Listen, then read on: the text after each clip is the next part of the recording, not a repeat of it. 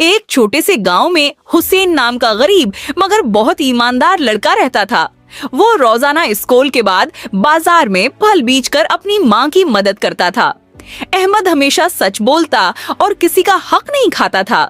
ایک دن بازار جاتے ہوئے اسے راستے میں ایک بھرا ہوا پرس ملا۔ پرس میں بہت سارے پیسے اور کچھ ضروری کاغذات تھے۔ احمد چاہتا تو وہ پیسے اپنے پاس رکھ سکتا تھا کیونکہ اس کے گھر میں بہت غربت تھی، لیکن اس نے سوچا یہ کسی کی امانت ہے، مجھے واپس کرنی چاہیے۔ احمد نے پورے بازار میں پرس کے مالک کو ڈھونڈنا شروع کیا۔ آخر کار ایک بوڑھا آدمی پریشان کھڑا ملا۔ وہ رو رہا تھا کیونکہ اس کا پرس گم ہو گیا تھا۔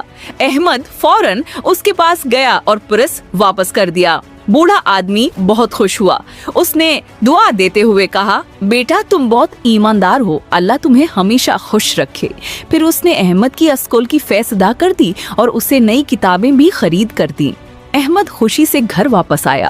اس کی ماں کی آنکھوں میں آنسو تھے مگر وہ خوشی کے آنسو تھے۔ اس دن احمد نے سیکھا کہ ایمانداری کا انعام ہمیشہ ملتا ہے۔